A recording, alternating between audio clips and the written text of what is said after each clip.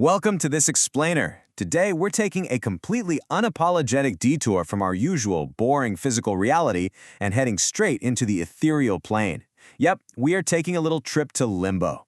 Think of this as your aggressively upbeat travel guide to a horrific existential dimension where the laws of physics, time, and, well, basic sanity have completely packed their bags and left the building.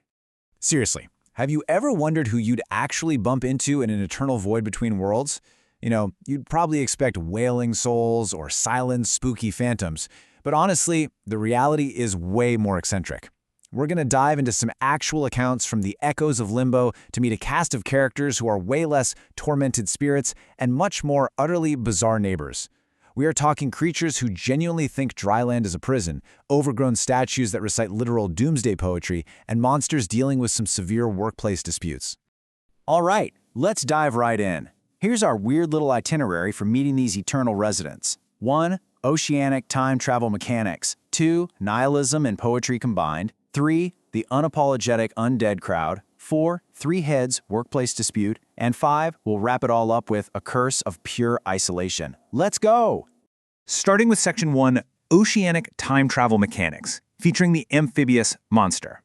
Now, look, if you thought living on land was a pretty sweet deal, this creature is here to strongly, profoundly disagree with you.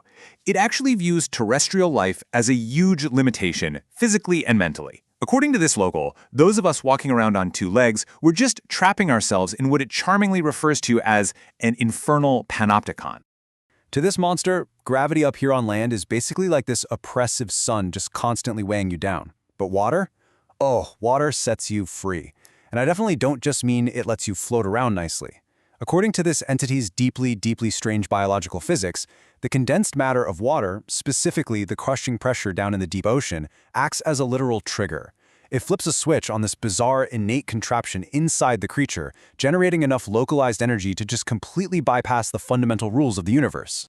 So, how exactly does this work? Let's break it down like it's a simple, everyday corporate training tutorial for, faster-than-light travel. Step 1. Submerge yourself in deep, highly pressurized ocean water. Step 2. Completely immerse yourself in memories, because apparently memories are made of the exact same oceanic material. Who knew? And step 3, boom, you instantly teleport across the stretch of Chronos. You're basically bending space and time. It's kind of like booking a flight, except instead of opening an app, you just remember something really hard at the bottom of the Mariana Trench. Now, what's genuinely fascinating here are the specific mechanics of this time jump. The monster actually notes that if you just read about the arrow of time early in your life, even if you totally don't understand it, that simple act creates a literal, functional bookmark in the space-time continuum. So even though the universe is actively trying to stop you from breaking its rules, that one little reading comprehension exercise basically gives you a fixed save point to jump back to whenever you find the right pressurized water. It's wild.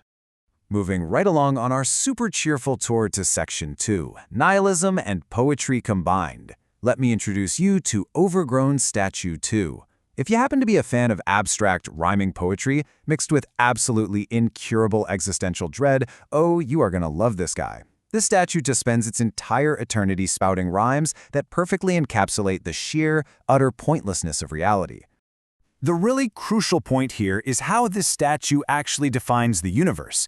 It uses the word Gestalt to describe a reality that is, and I quote, inherently sordid and horrible by default. And look, this isn't just some passing bad mood. In the statue's worldview, the universe is fundamentally built on a foundation of terror.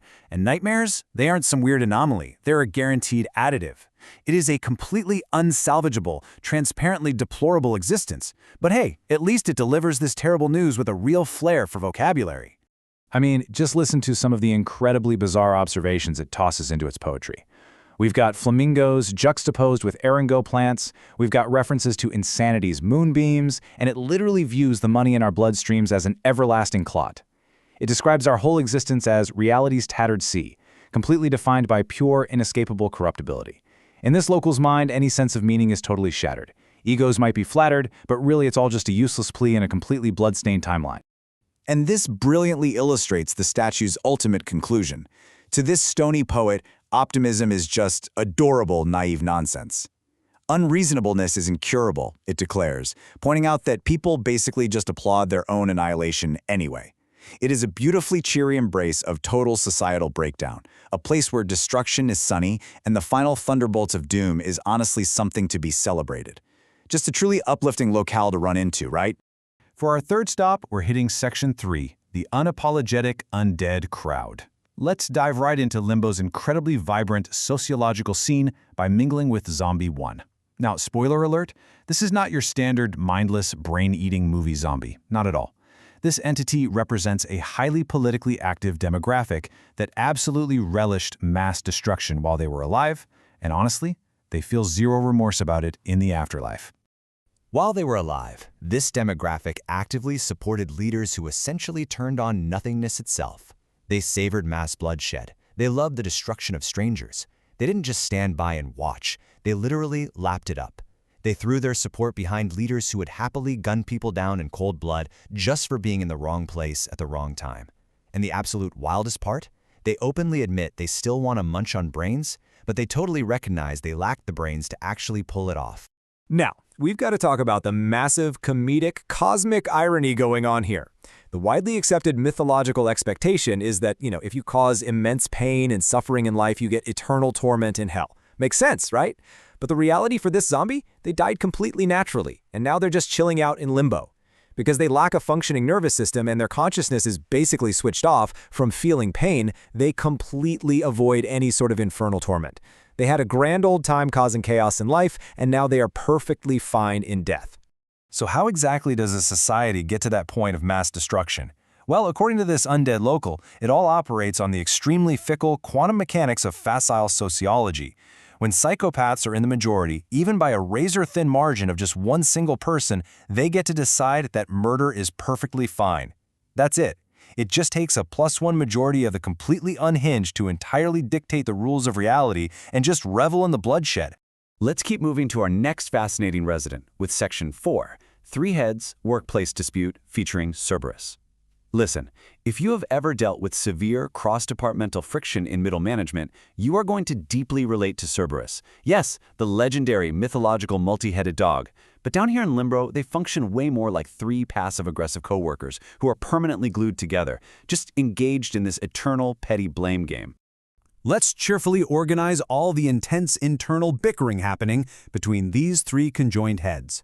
First up, you have the serious head. He claims he burnt people and told massive lies, and his main grievance right now is that he really wants all the credit for sending people to hell. Next to him is the Claw. This head basically failed at most things in life, profoundly regrets its past murders, and is absolutely furious about being conjoined against its will. And finally, we have the Soft Cloud, who the serious head completely dismisses as just a bloodthirsty fame-seeker who vicariously lived through everyone else's savagery. So the crucial takeaway here is this concept the serious head refers to as stare decisis, which is the legal principle of standing by things decided. Because despite all their endless boasting about who plunged the world into shadows, or who lied the best, or who kicked with the most abandon, the cosmic joke is entirely on them. Whether you were a so-called victor, the devil spawn, or just a fame seeker, you all end up rotting in the ethereal plane together, permanently stuck in an inescapable argument with your literal co-heads. And that brings us to our final stop on this wonderful Limbo tour, Section 5, A Curse of Pure Isolation, brought to you by the Blue Mage. And hey, I've got some really special news for you, the viewer. This locale has a very personalized, completely mandatory existential curse designed specifically just for you. Isn't that thoughtful? Let's see what kind of eternal damnation they've cooked up. Now, what's really interesting about this is the sheer mathematical perfection of your total futility. The Blue Mage has very kindly provided a breakdown of everything currently available to you in your little universes box, and if you notice, it amounts to exactly 100% uselessness and flailing away. Yep, the Mage has condemned you to be a solitary, frigid little atom floating in a sea of deterministic molecules. Any hope you think you have is, strictly mathematically speaking, a complete and total delusion. So how does the Mage actually enforce this? Through the rigorous physics of entrapment, specifically by utilizing the electromagnetic nature of destiny. The Mage proudly claims to use electromagnetic physics to ensure that you are forever maimed by geography and quite literally decapitated by existence itself. You are anathematized right from the starting line. Basically, everything you try will fail one way or another, because the very forces of nature have been weaponized specifically to isolate you. Now, other mages in Limbo might just focus on increasing natural entropy, but not the blue mage. Oh no. This mage takes a deep, almost artisan delight in threatening and completely paralyzing any floating possibilities you might actually have. They find it absolutely delicious to watch you try to escape your destiny, only to find yourself exponentially worse off, like half a lifetime later. They absolutely love watching you stupidly hope for an out that you can never, ever achieve. Which brings us to our final, incredibly cheerful thought for the day. So, are you forever maimed by geography and decapitated by existence? The Blue Mage certainly thinks so, kindly reminding you that deep down, you have always known you're trapped in a totally claustrophobic cave of an existence. What a wonderfully terrifying thought to end our tour on. Thank you so much for joining me on this explainer through Limbo. I hope your deterministic, flailing existence has a fantastic rest of the day, and as always, keep on learning.